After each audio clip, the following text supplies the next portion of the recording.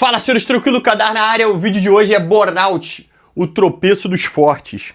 Cara, é aquela parada que eu falo pra vocês, né? A minha mente, ela arboriza, assim, né, os assuntos. Tipo, eu entro num assunto, aí me chama outro, aí me faz perceber outro. E aí, cara, é aquela parada. Eu não consigo muito me guiar. Eu tenho muitas inspirações. Inclusive, eu já tinha um vídeo que eu queria fazer agora, mas se eu não fizer isso aqui, eu vou acabar perdendo time. Porra, se eu não usar a inspiração quando vem, eu acabo perdendo o time dela, entendeu? Eu tenho assim, pô, eu tenho uma lista imensa de paradas que eu tive inspiração, mas eu perdi o time, eu não consigo voltar no mesmo espírito. E que uma energia, sabe qual é? Eu tenho que estar numa energia pra falar sobre certos assuntos. Então, assim, pô... E assim, eu demorei um pouco pra falar de depressão, porque me preocupa muito o vitimista, sabe? O cara que usa de muleta. Sabe, filho, tem uma parte tem uma parte do seriado, do Justiceiro, é uma parte icônica, assim, canônica, assim, se você não viu, você tem que ver. O Justiceiro da Marvel, que ele tá no tribunal, e aí o Demolidor é o defensor dele, né, na forma de advogado. E aí, cara, pra aliviarem tua pena, você vai ter que dizer que tem estresse pós-traumático devido à guerra. E aí o Justiceiro, pum, não, beleza. Ele entende que o cara tá tentando ajudar ele. Só que ele chega ali, meu irmão, quando ele olha aquela porra, ele fala, meu irmão, eu fiz o que eu achei que eu tinha que fazer mesmo. E eu não vou me valer de um problema sério que assola meus irmãos. Ele não fala com essas palavras, tá? Mas ele dá esse significado. Que assola meus irmãos de forma séria. Eu não vou me valer disso pra me salvar. Eu fiz mesmo porque eu achei que eu tinha que fazer, e se der mole eu faço de... Aí ele, meu irmão, escaralha a porra da defesa toda do Demolidor. Mas eu tenho muito compromisso com isso, cara. Eu já fui mais imaturo em relação aos problemas mentais. E depois eu até explico por quê, de forma mais profunda. Mas eu levo muito a sério. Eu entendo as aflições que a pessoa passa. Eu consigo dimensionar, eu tenho um problema próximo na minha... Problema não, cara, eu tenho uma pessoa próxima na minha família que sofre com isso. E eu tento muito ajudar. Foi até por isso que eu comecei a estudar mentalidade. Mas não consigo. Eu ainda não consegui. Eu ajudo muita gente, mas talvez as pessoas que eu mais ame, eu não seja ouvido. Enfim, eu levo muito... Hoje eu aprendi a levar muito a sério. Estudar me fez levar muito a sério. Mas eu me preocupo muito com os caras que usam isso pra justificar os seus medos. Porque muita gente, filho, falta mesmo coragem.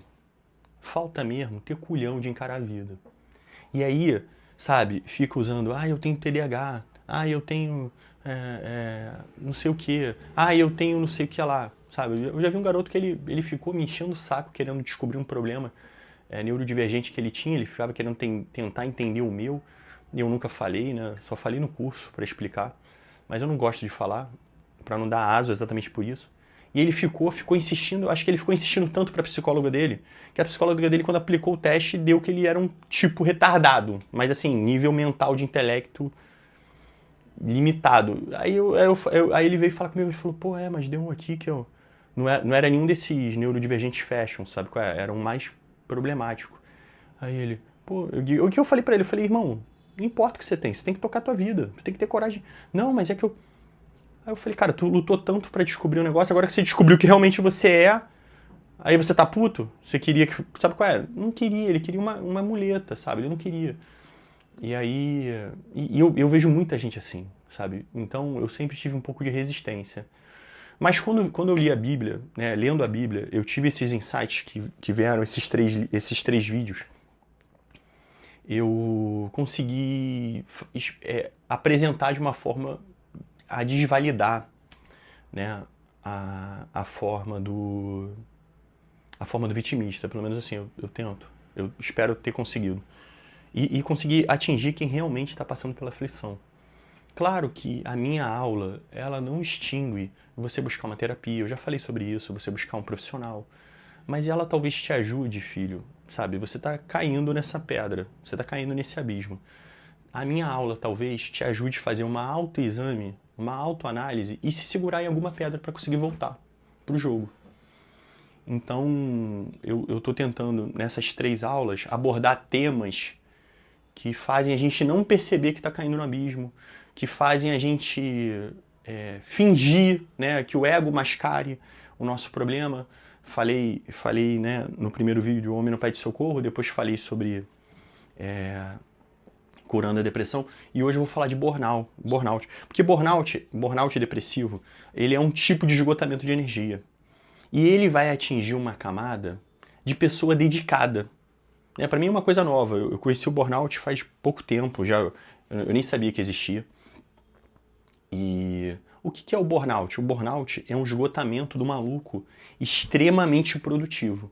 É a hora que o maluco extremamente produtivo, eu ensino no curso, né, sobre esgotamento, mas é a hora que o maluco extremamente produtivo, ele consome toda a energia da mente dele. E aí ele pifa.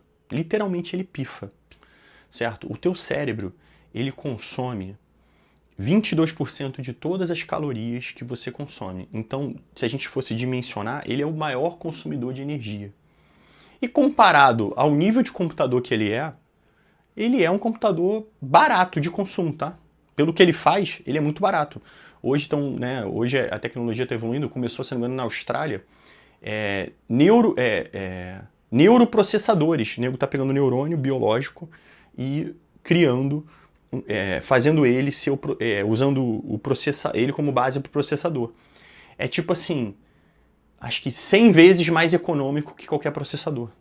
Isso vai revolucionar em pouco tempo, pode anotar, filho. Isso vai revolucionar em pouco tempo, porque o grande problema da IA é processamento. E aí assim, estão se comprando muitas terras próximas de água para poder resfriar o processamento, que consome muita energia. Um processador que consome menos vai revolucionar. A gente está construindo a nova Matrix, anota aí. Mas enfim, o teu cérebro consome muito. E quando você não organiza, não tem uma mente, tua mente chega no esgotamento, você precisa reajustar. Só que assim, filho, é aquilo que eu já falei. A gente, e aí vai filhos e filhas, a gente que assumiu a missão de ser soldado, a gente fica muito fudido quando fracassa. A gente fica muito envergonhado quando falha. Porque a gente é soldado. Então, assim, quem assume a missão de ser soldado na vida, sabe? Porra, eu não posso contar com ninguém, cara. Eu que sou o cara que vai mudar a história da minha família. Toda a minha família depende de mim. Você carrega um peso, você carrega um fardo e você não quer falhar. E, porra, quando você se vê falhando, você fala assim, porra, eu não sou o escolhido. Você fala, porra, cara, eu não sou o escolhido. Como é que o escolhido falha? Como é que o escolhido tropeça? O escolhido, porra, ele ganha. Então, caraca, quando você vê que você não consegue ganhar, você explode. Explode, pifa, dá problema. Só que isso não é uma verdade, filho. Isso não é uma verdade aos filhos, né? Porque todo mundo vai falhar, filho. Todo mundo vai falhar. O problema é o que a gente faz depois que falha. A nossa meta, filho, é vencer. A nossa meta é chegar até o último round desse jogo. Sabe? É mostrar pra essa vida, filha da puta, que a gente não se dobra, que a gente não se curva, que a gente não se rende. O ganhar, filho, é uma consequência de processo. Não se apega nisso. Eu preciso que vocês continuem lutando. Essa é a nossa missão, continuar lutando. Senão, filho, o mundo, se vocês que são justos forem desistindo, o que vai sobrar para esse mundo? O que vai sobrar para o meu filho? O que vai sobrar para os nossos descendentes? Sabe? A gente vai entregar o mundo para esses caras, para os arrombados. A gente não pode perder, filho. A gente não pode desistir. Então,